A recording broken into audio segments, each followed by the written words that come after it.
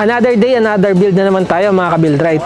We're here on the client dito sa Parañaque at meron silang requirements para sa basement waterproofing nila. Tara, silipin natin.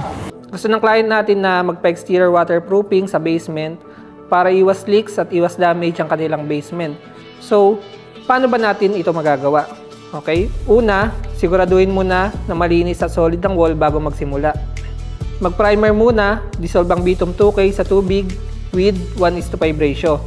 Apply gamit ang brush sa wall. Patuyin ang primer for at least 30 minutes to 1 hour bago mag-first coat. Pag ready na, paghaluin ang part A, Bitum, at part B, yung powder component natin gamit ang paddle mixer. Then, apply using brush or roller. Patuyin ulit ng 24 hours. Then, ready na tayo for second coat.